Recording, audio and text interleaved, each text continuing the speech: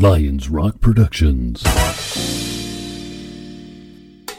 This is Jay Moore. This is Greg Prue. This is Bryce Vine. This is Dexter from The Offspring. This is Nathan This East. is Sebastian Younger. This is Daryl. This is Stuart Copeland. This is Mick Gillette. This is Andy Summit. This is Dr. Bob Greenberg. This is Gabby Reese. This is Rob Bell. Hey, this is John Leon Guerrero. Hey, and this is Pete A. Turner.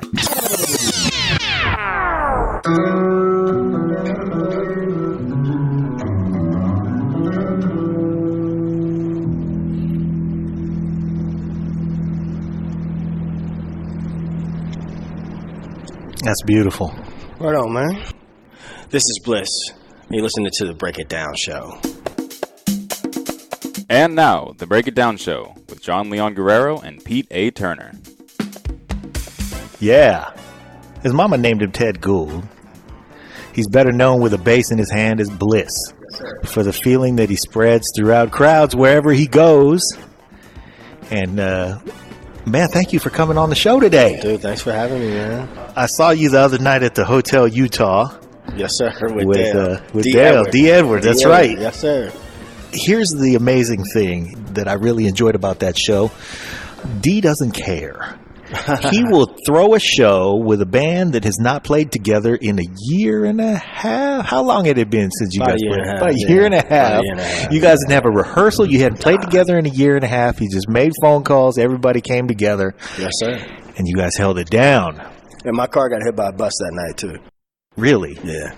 We have to talk about that later, though, because I'm still trying to get these folks to pay for my door. Yeah, that's another story. We'll get to that. Yeah. So the thing about that show the other night was it featured two other alums who have been three other alums of the show. Of course, Dee's been on the show. Rich was on the show. And Leah Ticey was on the show. And Benjamin hasn't been on the show yet, but he's coming. He's coming. The thing about those performers is that there's never a doubt. And even with the way that Dee operates in his spontaneity, there was never a doubt. Word up. You know? Word up. It was fun to see that the band that went on after you guys stuck around and watched. And in a lot of ways, they were a younger band, but they were watching the veterans just do it. And everybody knew that you guys hadn't been together in a long time, and they were all looking at each other. You know that look, and we, as young musicians, we gave each other that look. When you were looking at a band that was doing it, you look at your partners and be like, hey, we rehearsed 9 times this week, and these guys haven't rehearsed in a year and a half, and here they are laying it down. It's fun playing with that group of folks, is it not? It's great. But see, if I could touch on that, I mean, so any one of those people that's walking outside, would you need to have to practice your lines if you want to have a conversation with them about anything? Well, it depends. If I had an objective, I probably would want to brush up on a few things, but I see some nice people walking by, and I bet I could just walk up and, let's say, talk to her about whatever that kombucha tea is. Let's say this guy right here with the kid, right. I could talk to him about that kid. Right. Cute kid. He's got the world by the tail, his future ahead of him. He can do whatever he wants. His dad clearly loves him. We could talk about that all day. Well, word up. But what I'm saying is, like, if we assume that you both speak English, you know what I mean? Right. Now, if he spoke a different language, you might have to, have to practice up on that, maybe. Right, maybe. You know what I'm saying? But if you both speak English, I mean, my whole point is that with music, when people understand, and we were talking a little bit about this the other day, was if we all speak music, then we don't have to get together necessarily and rehearse. There's certain things that, little signals or whatever, you might have noticed Richie on one of the videos, Richie giving me a signal, but we both knew what that meant. So, you know what I mean? I think 2 down, 1 up. Yeah, you remember, that was exactly it. Yeah. You know what I mean? And it's fun, but like Richie, anytime I get to play with Richie, he's got everything he does sounds like a season. He's my favorite drummer. Oh, man. I got a lot of favorite drummers. I say this 1,000 times on this show. Oh, this guy's my favorite drummer. Sometimes I say about, I'm sure you got a lot of influences as well on your instrument. Yeah. But I have said a bunch of times, Tony Thompson, my favorite drummer. J.R. Robinson is my favorite drummer. Stuart Copeland, my favorite drummer. But I announced unequivocally at the beginning of episode 70, which was Rich's episode, that I'm saying for the record right now, my favorite drummer is Rich. Rich is the dude is bad. He's a bad and yes, as bad as he is, the thing that I know we both love about him is that he manages to say the perfect thing at the perfect time. Yep. It's just like somebody who speaks the language beautifully, a poet who has a great way with brevity. Mm-hmm. He has incredible chops. Mm-hmm. And doesn't need them because he just wants to say what's perfect. And what I noticed about him and what he says about you and what I notice about the whole ensemble is the reason that the conversation works is because everybody wants to hear what everyone else has to say. Yes, sir. And values what everyone else has to say. Yeah. So that is a wonderful thing to see. And if our listeners are, kind of spun around going, yeah, I know what I like. I love me some, insert your favorite band here. What I will challenge everybody to listen for is probably what you don't even realize you like about your favorite band is how everybody props each other up and then gets out of each other's way. And that was fun to watch the other night, man. I want to touch on that, what you're saying. Like, my favorite musicians are giving on stage. And I've played with cats, man. As a side band, I've played with folks that have also, you feel like it's maybe a competition thing, or they, may put themselves on I don't like playing in that kind of stuff, and thankfully I'm not in those situations very often anymore. But when people are just giving on stage, there's another guy in the area named Bryant Mills who comes to mind. I don't know if you know Bryant, but he also... it's just giving his energy, his smiles. And even when he's not smiling, there's always a feeling of encouragement. You know what I'm saying? And, we all out there, man. It's like that game you played when you were a kid and you fall back and you expect somebody to catch you. That's how it is every time you're on stage. And when D. Edward is on stage, he's not going to just do that with people he can't trust. Right. You know what I mean? He can trust us. Because he will stage dive. Yeah, he will. At any time. He don't care. He will do anything at any time. He don't care. And when you have a supporting cast that will, I would say probably a good 4 or 5 times that night, he would just look over his shoulder and go, okay, I'm going to take a leap right here. I need you to show me where one is when I land because I'm spinning around in a circle. And yes, sir. That's what we love about him. Yes, sir. I should mention to our audience that you are a Bay Area transplant, originally from New Orleans, my favorite city. Yes, sir.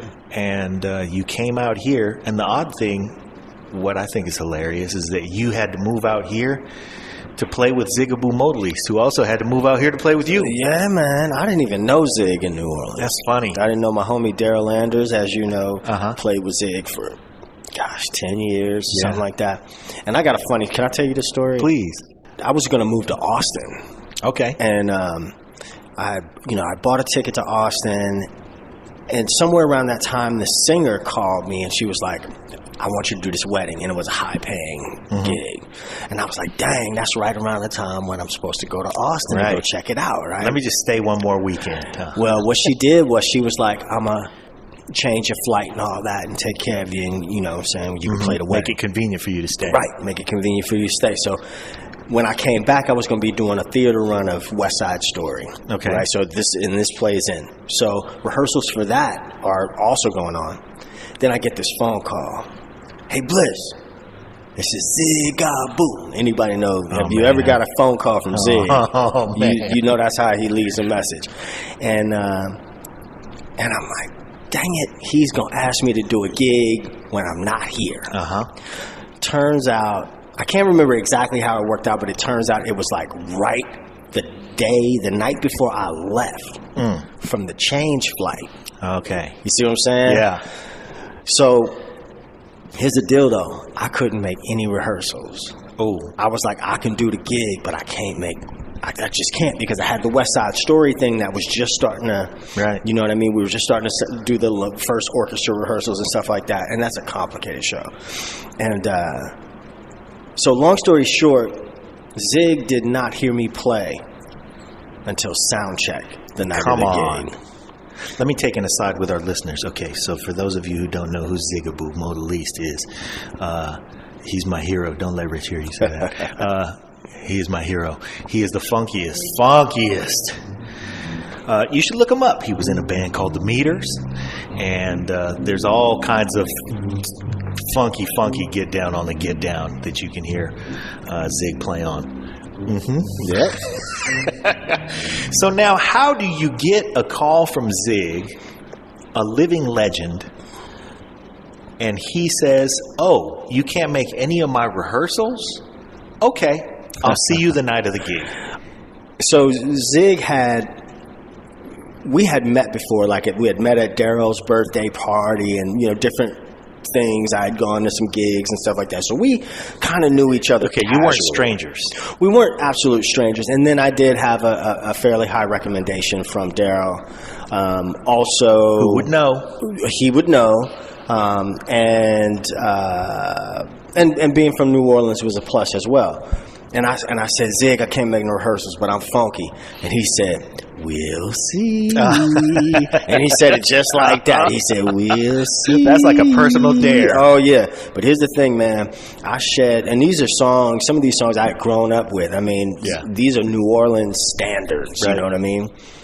But I shed them like I had never heard them before. Mm-hmm. I shed them like this was going to be a career-defining gig. And it has been a career-defining gig. Okay.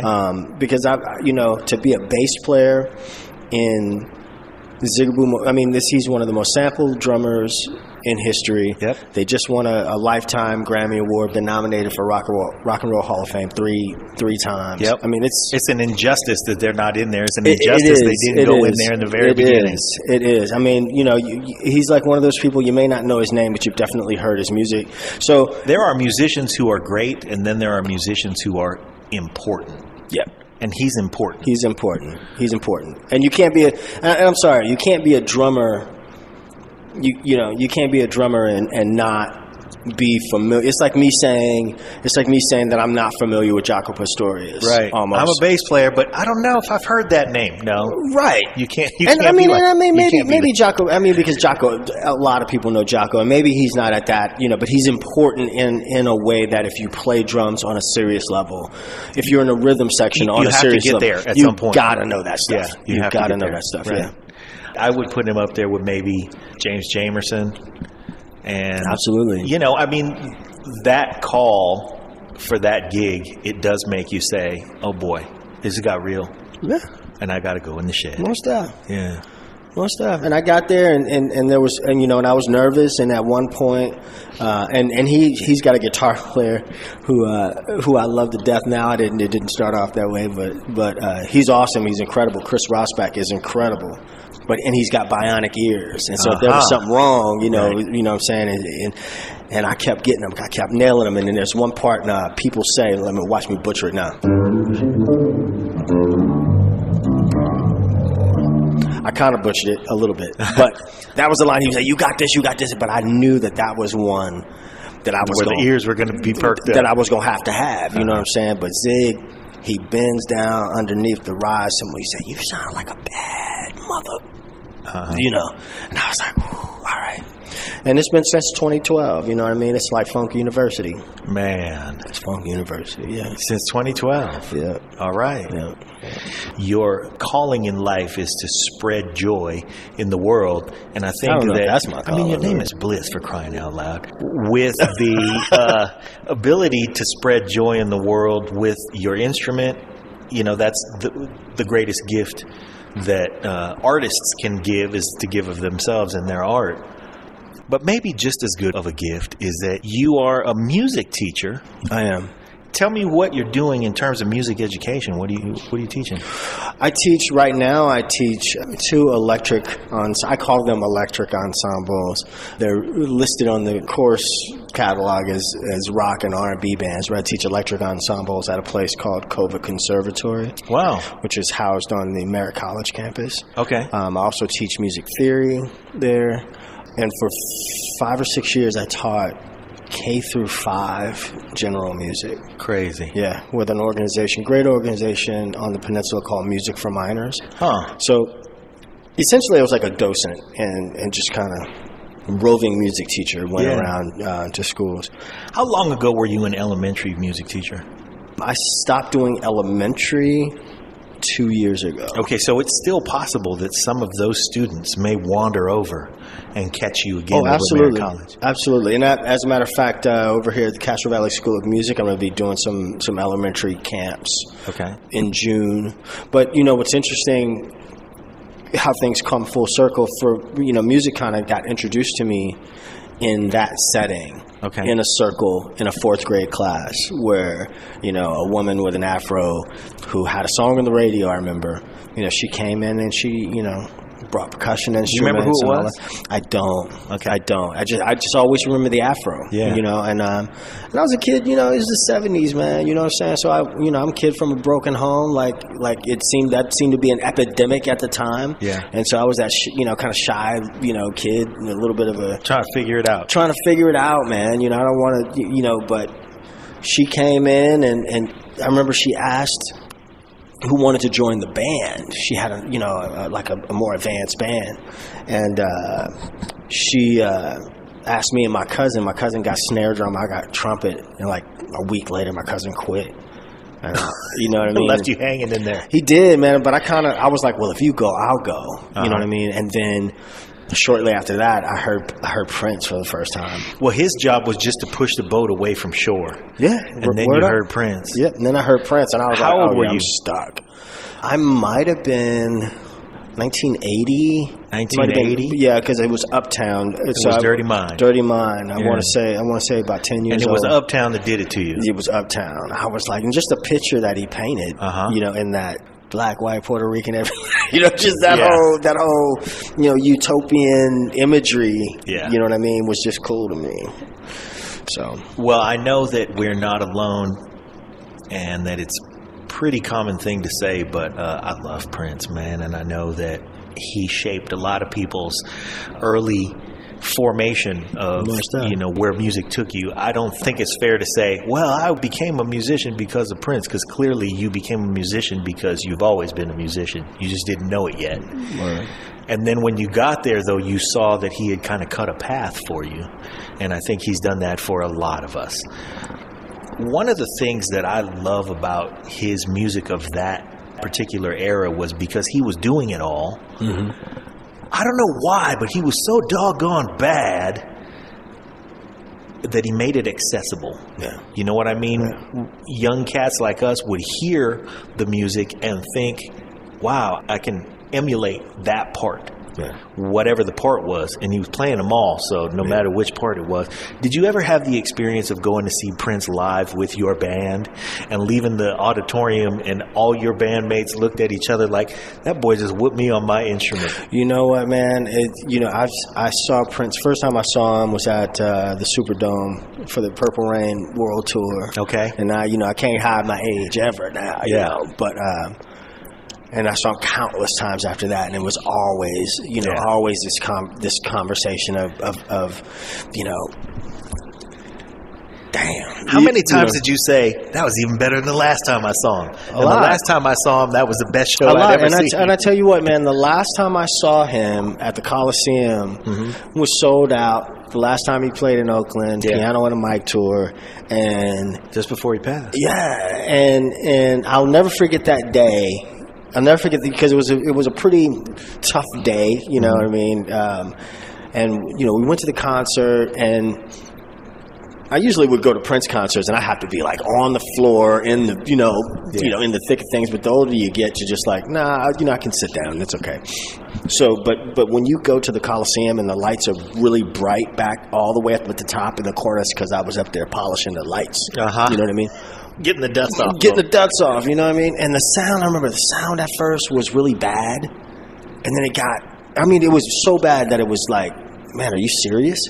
And then it got better, and then it got better, and it got better. And I don't know if the sound got better or if it was just him making everyone feel as though they were in his living room. Yeah. And I thought to myself, and then I shared with everyone I could, I said, there's not an artist alive today that could do that. And somebody tried to say, you're Stevie Wonder. I'm like, you'd get through 45 minutes of Stevie Wonder by himself, not taking anything away from his genius. But this man, Prince, played for a few hours. Long as he wanted. Long as he wanted. Yeah. 3 encores. I mean, it was ridiculous. Yeah. It was ridiculous, and it was joyous, and it was. And just when he passed, like everybody else, man, especially now that it's April, it's tough, man. It's tough. That was my superhero, man. Mm-hmm. That was my Batman, my Superman. That was everybody to me. You know what I mean? And there were times. I won't go on and on about Prince, but there were times in my life when I had to say, when you write a report, who do you admire or something like that.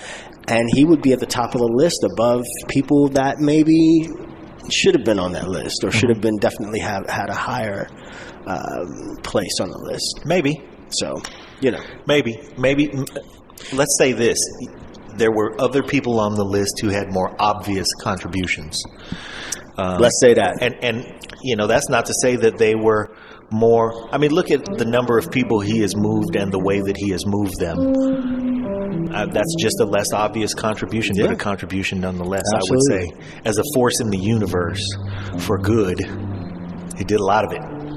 I remember the Love Sexy tour. I happened to be sitting I had the seat right next to the board. Mm-hmm. And Stevie Wonder was in there. Wow. And I was like, man, these seats are not that great. He should be up front where he could see. Never mind. You cold-blooded. But that was my thought. I mean, for some reason I was like, you would think a celebrity would have closer seats. And it had nothing to do with Stevie in particular. You cold. But here's I saw this. Here's how I'm trying to get you to drop the subject. Is that also at that show was Bonnie Raitt? Okay, yeah. And he acknowledged her, and she was way up front. Like you would think, like a celebrity would call and say, "Hey, I'm in town. I'd like to see Prince." Oh, well, let's put you right where you could, Yeah. Anyway. But Stevie was right where he wanted to be. I saw a meme that said it had Stevie Whatley said, "The last time I saw Prince," and then it said, "The last time you did what?" That's cold-blooded. All right, I'm gonna get off this now. Okay, Stevie's a genius, man. Genius. But I wouldn't have watched him for 3 hours by himself, though. Well, who knows? If he gave you 3 hours. Maybe if it was me, maybe if it was like in his hotel room, in his actual living room, something like that. But not. I mean, you got to understand, bro. But your point though about his sound not being great at the beginning, it's possible that you're right. It didn't change at all, and what changed was your perspective and his ability to just draw you down. Yeah. It was joy, man. It was straight joy. Yeah, it was straight joy. So. And to see him just on the piano or just on the guitar. Just on anything. Yeah, he was a bad dude, man. Mm-hmm. Bad dude. Yeah, he was cold. Yeah. So, as you started to come into your own as a musician, who else were you listening to? I was really influenced by the Minneapolis sound as a whole. Yeah. Even growing up in New Orleans. Well, we all were, man. I was here in the Bay Area while you were growing up in New Orleans. Right. And I mean, it was really, really heavy here in the Bay Area also. That is true. Very, very, I mean, especially with all the people from the Bay Area in his band. He would come here to Mind Talent. But exactly. Before, let's see, when he came here to Mind Talent was around Sign of the Times, right? So prior to that, even before that, like Eddie M., Sheila, I mean, there's still a lot of folks, a lot of Bay Area influence. And you think, like Levi and Miko and all those guys, you think they just came on the scene around Sign of the Times, but they had kind of been around for a while, kind of hovering. Because, you don't get into those things. Yeah, that didn't immediately start. No, man, you got to be hanging around and playing in the auxiliary bands and all of that stuff. First. Yeah, and he would come out here and hang out. Yeah, and watch people, Bonnie Boyer and such. Yep. So with his influence and the bass players that played with him, Andre Simone, Brown Mart, Rhonda Smith. Oh, Rhonda Smith. Rhonda Smith was, Rhonda Smith is, I mean, she's like I don't know, man. She's like a gangster to me. You know what is cold-blooded to me, and she's bad? Yeah. The End of Savior. Oh, that is so tough. Yeah. I think when Rhonda came on, Rhonda brought a definite jazz background, a definite jazz influence to his music, whereas That fit right in. That fit right in, but I mean, you could tell when certain people started to come around and bring a more, I hate to say sophisticated vibe, but back when we were, there's a lot of you know what I'm saying? Yep. But you could definitely hear a different kind of sophistication in Rhonda's playing. Yeah. It was a more mature voice that had matured by itself and come to the party already matured. Yeah, I know what you mean. I really liked Levi's playing on the bass, but I was really, really happy when he moved to guitar because I loved his guitar playing so much.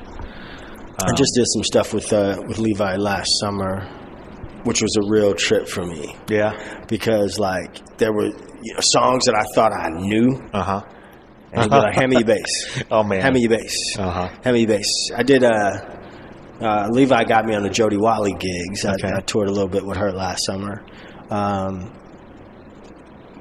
But Levi's he's an interesting dude, man. I mean, that guy's just got so, he's also got a very specific kind of funk.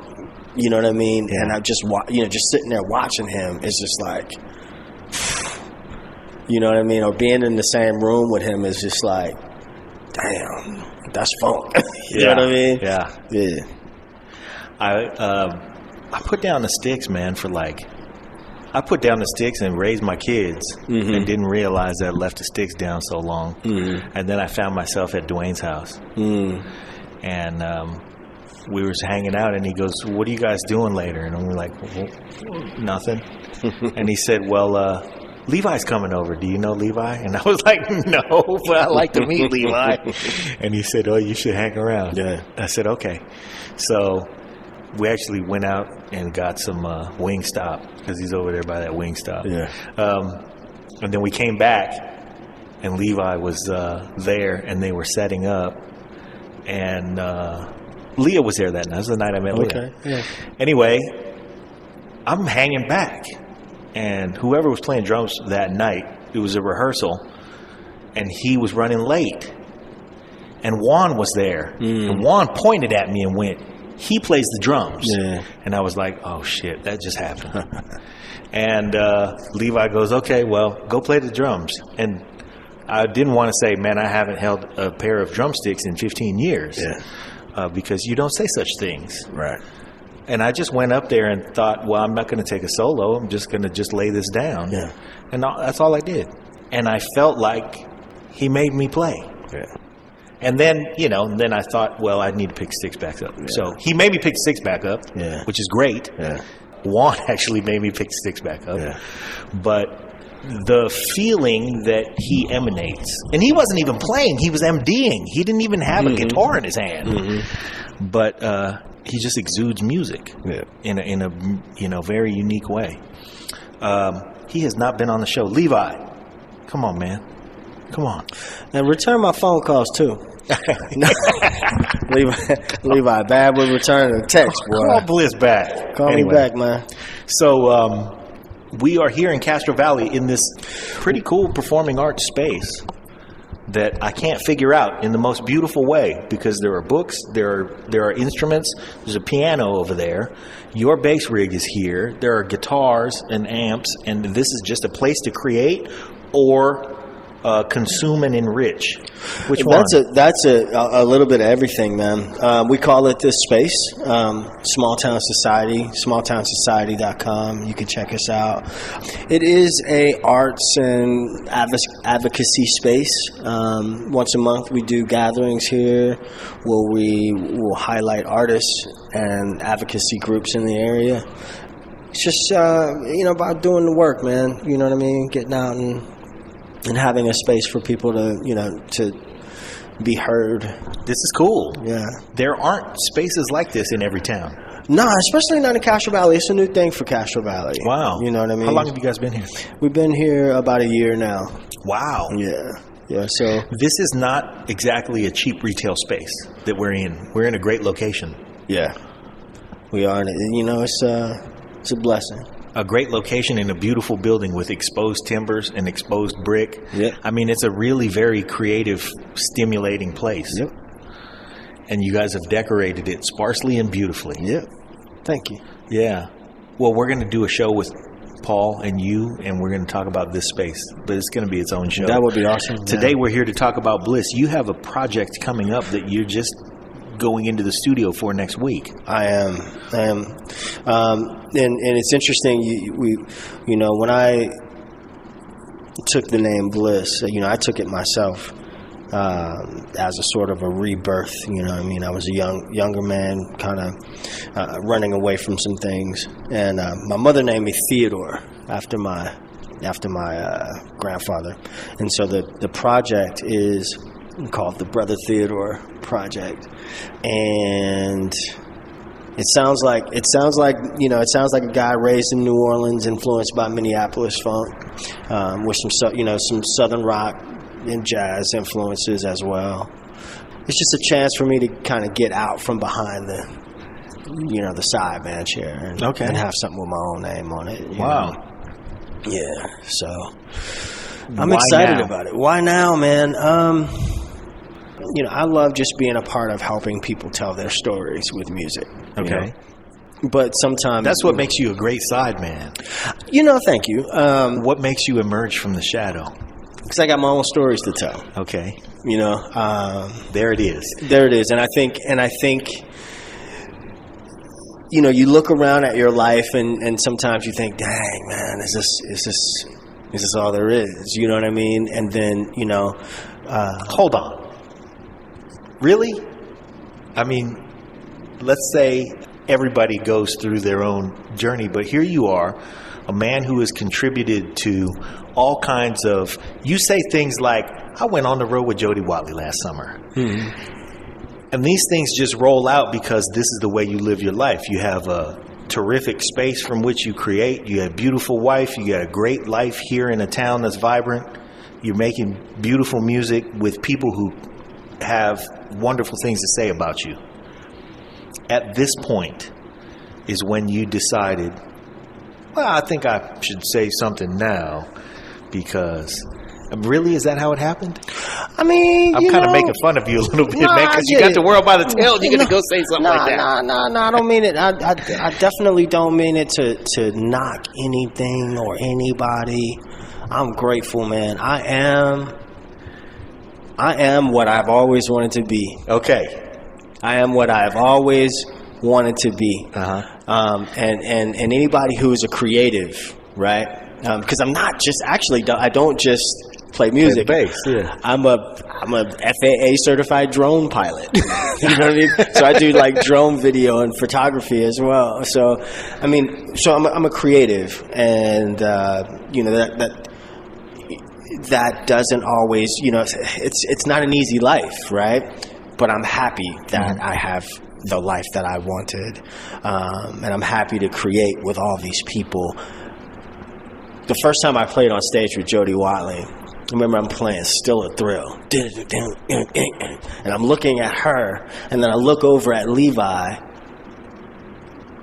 and my homie, whose name is actually Prince as well, Prince Damons, he's playing keys, and I'm like, I remember when this song came out. I remember learning this song on bass when it came out. And here you are playing it with Jody Whatley. And here I am playing it with Jody Whatley, which was like, and playing it with Levi. Right. Levi, who had watched, on Sign of the Times, from as a kid, watching him, or with Zigaboo, man. You know what I'm saying? I play songs with Zigaboo that I remember, playing, hearing on the radio and stuff. And, that formed your musical understanding. That formed my musical understanding and my musical identity. Mm-hmm.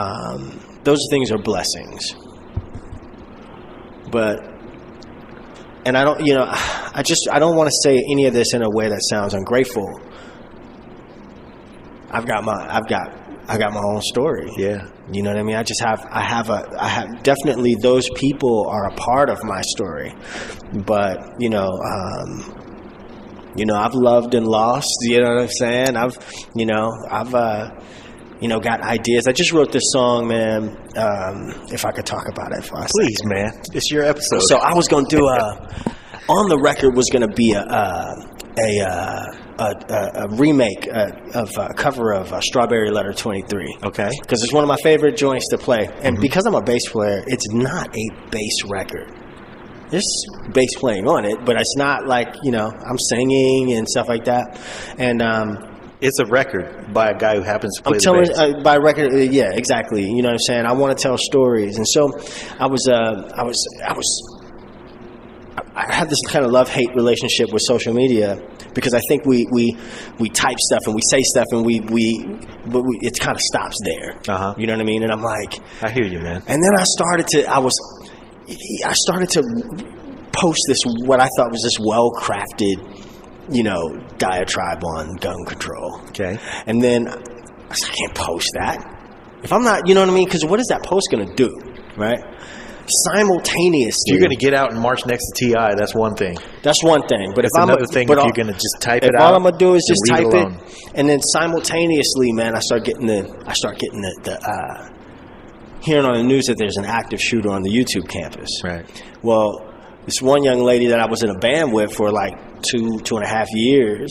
She works at that YouTube campus. Turns out she's 50 feet away from the shooter, crawling out on her. So anyway, about this post though. My thinking was, at least with me, was that if I don't do anything, if we don't do anything, then at some point we've all got a little bit of blood on our hands. You know what I mean? Mm-hmm. And like, boom, right there, the song comes up, blood on my hands. And I started writing that all of a sudden replaced Strawberry Letter 23. Okay. Yeah. You want to hear a little bit? Please. I wonder if I could. Can you hear that? Yeah. If I sing this, is it gonna overload you? Let's see. We're gonna find out. I actually wrote it on piano, but we don't have to go over there.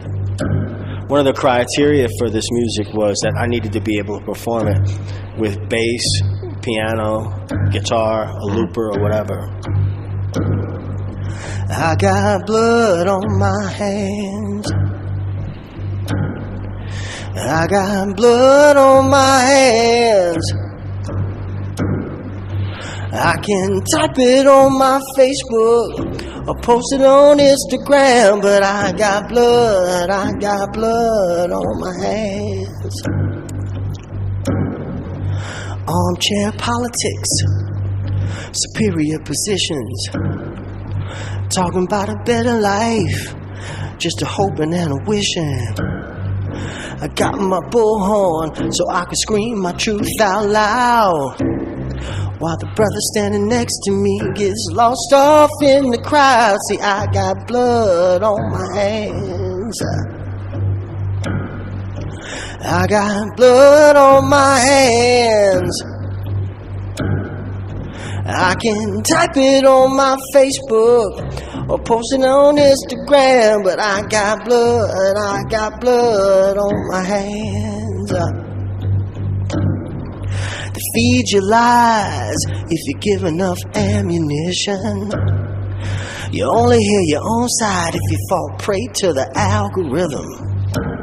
Another died on the schoolyard, but don't say that we don't care. We won't march on the boulevard, but we'll be sending up thoughts and prayers. See, I got blood on my hands. I got blood on my hands. Somebody hear me. I can type it on my Facebook, but it's more than I can stand. I got blood on my hands. So that's beautiful. Thanks, man. That is beautiful. One of the things that I've noticed recently, because I've been listening with a much more critical ear around the folks in my life who write, is the difference in playing and in lyrics and in lyrical rhythms that has happened pretty recently. I mean, a more obvious example is just use of the word algorithm in your lyrics. Mm-hmm. You know, that's that would not have been a lyric 10 years ago, 15 years ago. But the way that you play Sometimes It Snows in April, that was not it's become more common to have sophisticated hands like that. Would you say? Yeah. I mean, look at when we were kids, like you said, you were playing Let's Work and comparing it to Rhonda Smith. Yeah. So that same sort of the evolution of not just Prince's band, but our ears to be tuned to those things, and the expectation on instruments now to be more melodic, the bass especially. What do you think has happened in the last 15 years? Well, I think like an instrument like the like the electric bass that has with people like Victor Wooten, particularly coming out and bringing it more. Jocko did it a certain way. Jocko definitely did it a certain way. I'm not taking anything away from him, but in this generation, Victor advancing it even more. You're talking about as pioneers of melody, and chording on the bass. You can still tell a certain story with this instrument. And when I was doing Sometimes It Snows in April, what was important for me was to pick out the melody is always king. Yeah. And I think that when I'm teaching, because I also teach bass as well, you should still be conscious of the melody. You should still understand the melody. The melody is king. The melody is always going to guide you. The melody is where the story is. If I could just touch on this for a second. Come on, man. The song Sometimes It Snows in April, you will recognize this.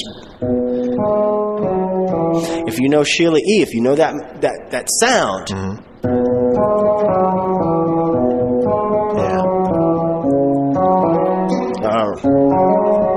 Is Toy Box from her Romance 1600 album. Yeah.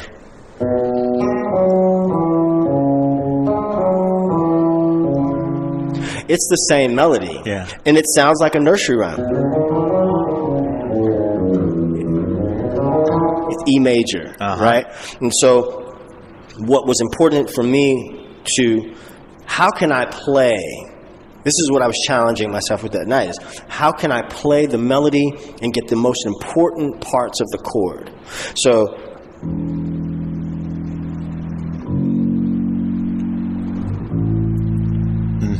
there it is, right? So without getting into a whole theory thing, right?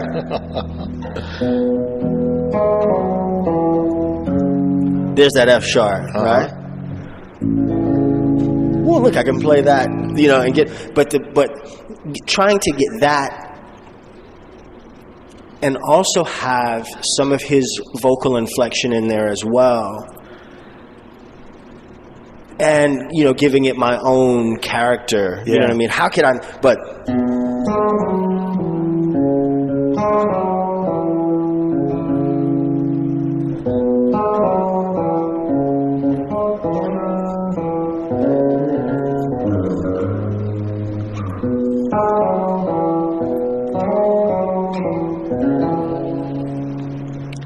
what I'm trying to work out now is that part, because it's such a it's one of those, you can hear it in his voice, man. It's all the heartbreak that you feel when you hear the song. Damn, I got excited just now. Yeah.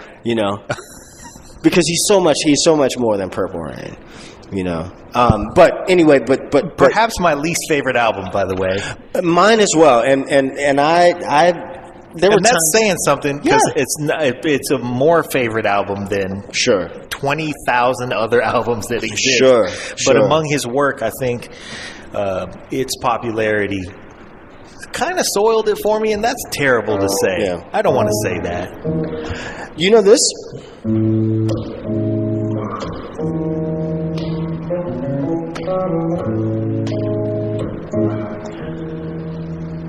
You know Elvis Costello? Allison? I can't give away too much of the record, but this is on it too.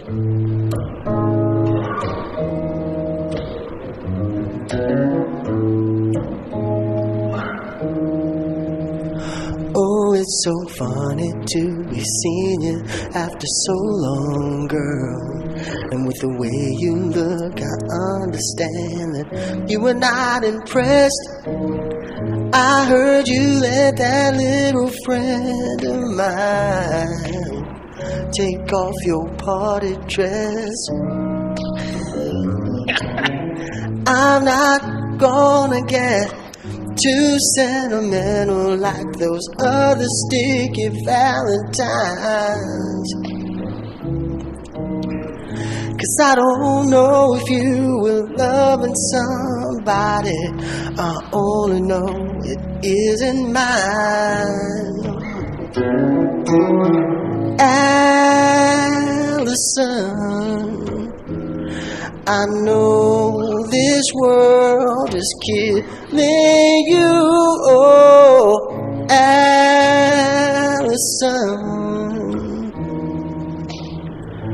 my aim is true.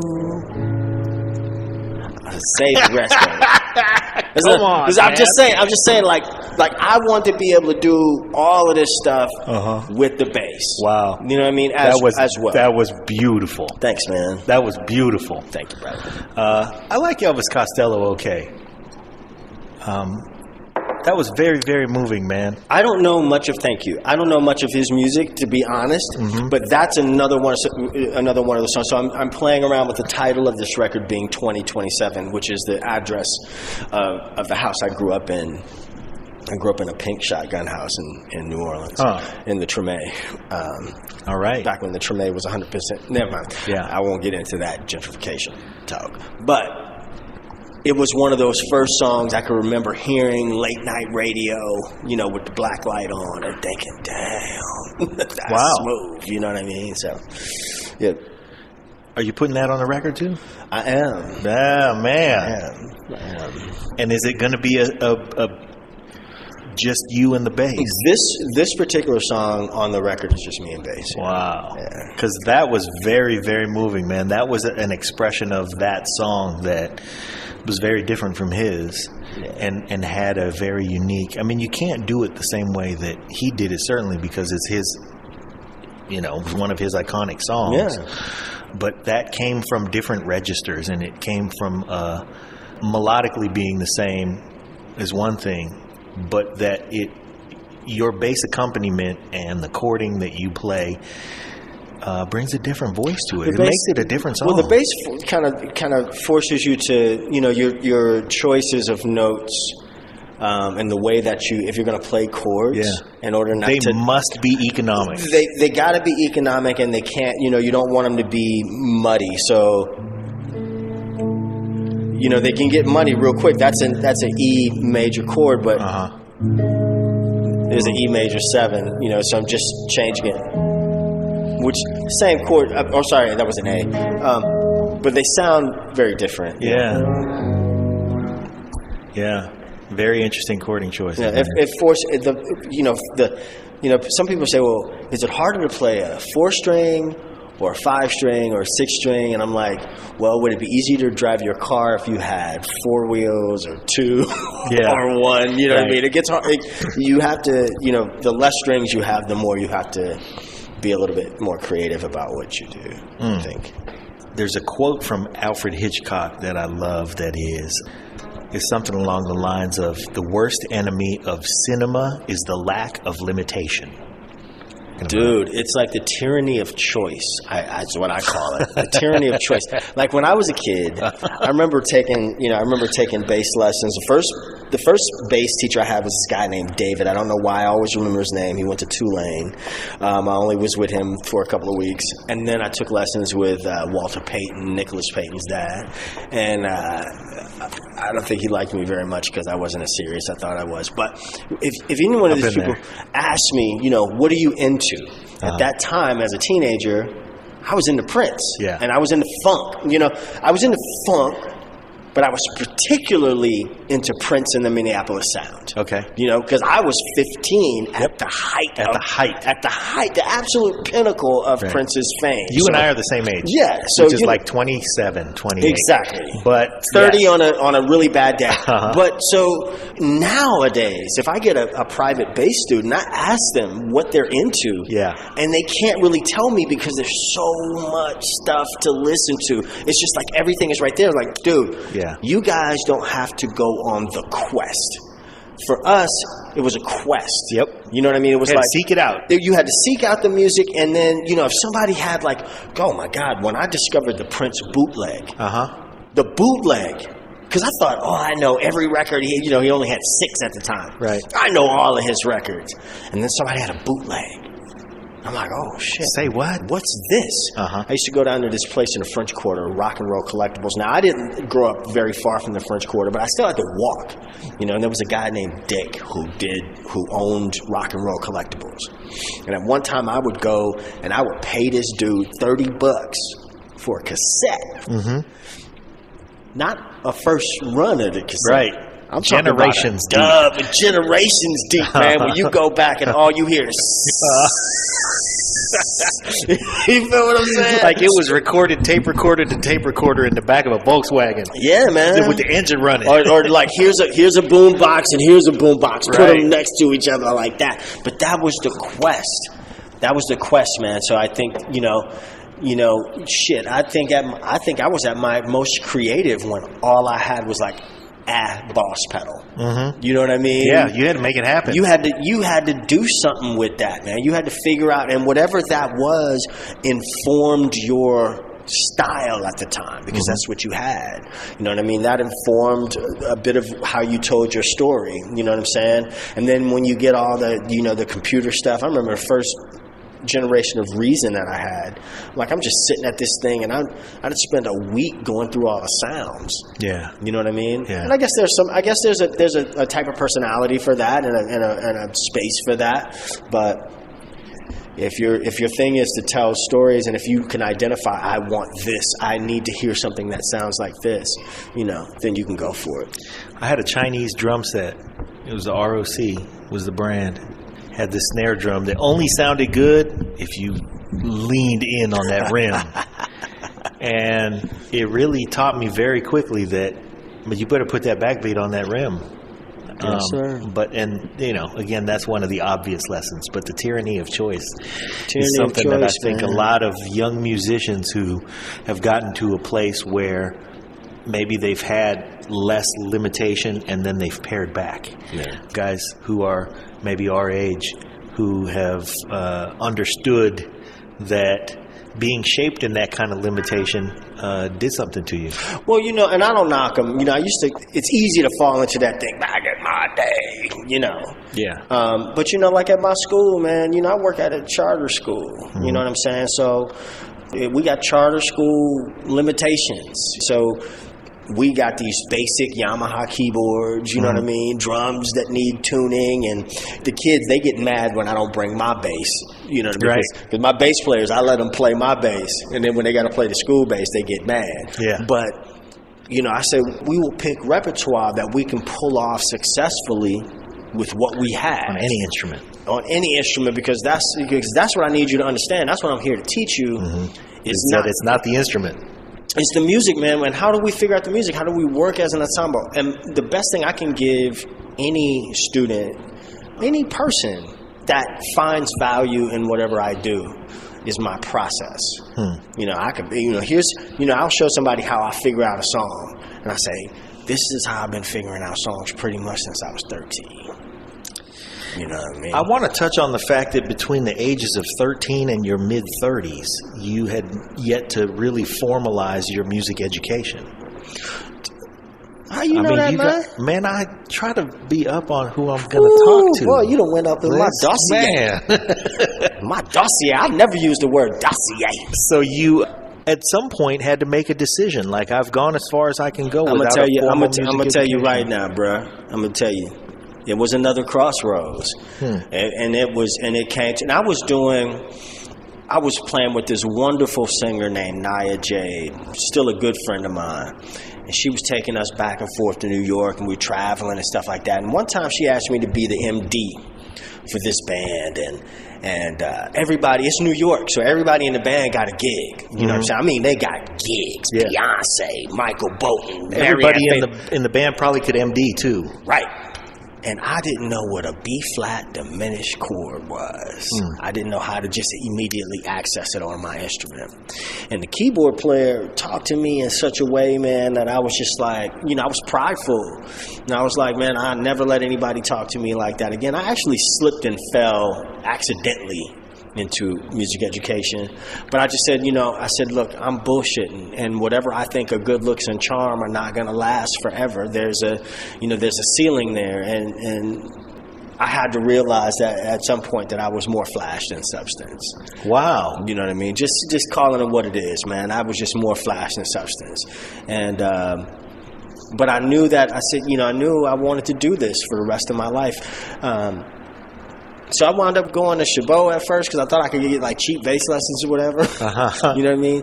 I slipped and fell, and somehow, the program didn't, they didn't really recognize electric bass, so I was playing upright bass. I had never touched, even growing up in New Orleans, I'd never played upright bass and didn't really have an interest in it. Played upright bass, got an AA there, but at that point, I got excited about learning again. And I wanted to go further. I wanted to get a bachelor's in music, and so I transferred from there. I wound up getting a degree playing classical double bass. Wow. Yeah. Wow. I suck at it. I mean, you got to work your ass off to be a mediocre double bass player. Yeah. But there's a whole nother. Shit, you got to work your ass off to get the instrument to the gig. Right. But I got opened up to a whole lot of other stuff, man. And then the notion that all music is one music. All music is one music. There's two musics. There's the good kind. Well, that's a whole nother trip. But everything has groove. Yeah. Everything has a groove. Everything. There's a story in everything. Whether you like the story or the story's good or bad or whatever, that's all on you. But it just opened my ears up to some other stuff. And then from there, I fell into playing musical theater, which was a whole nother trip. Playing in an orchestra. You know what I mean? With following a conductor. Wow. That whole thing. So.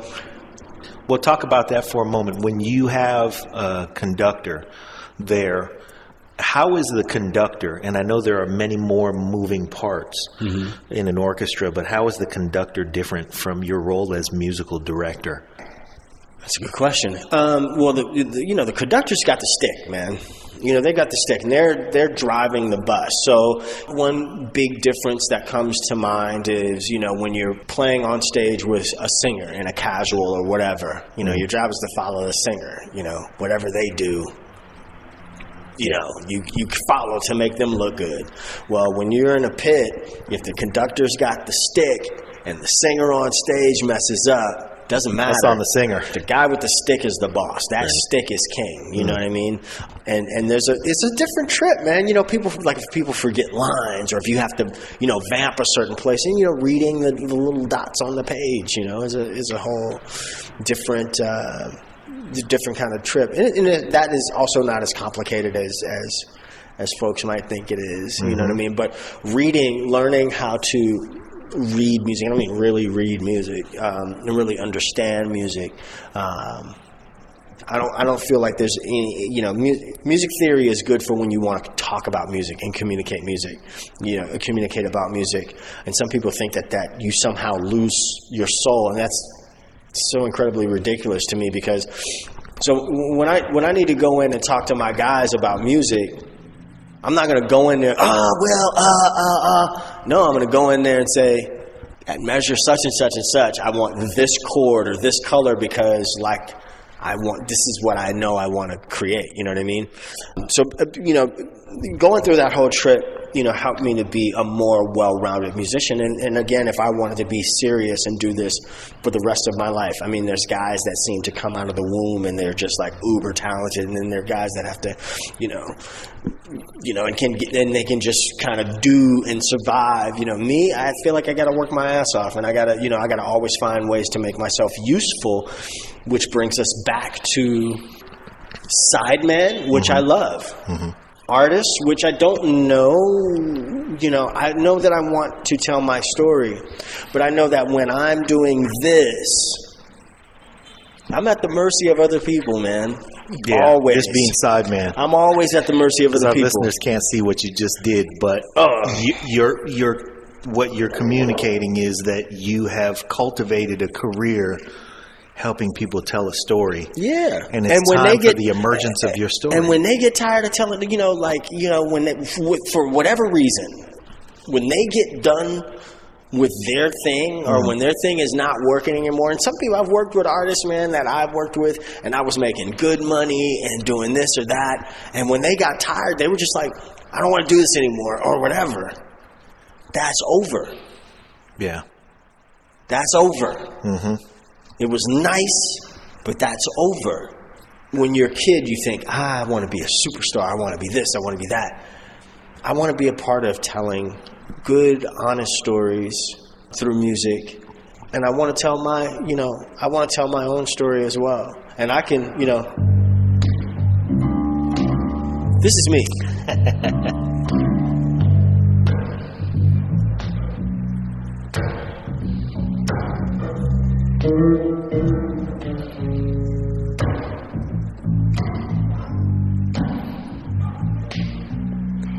I could do that all day, man. I'll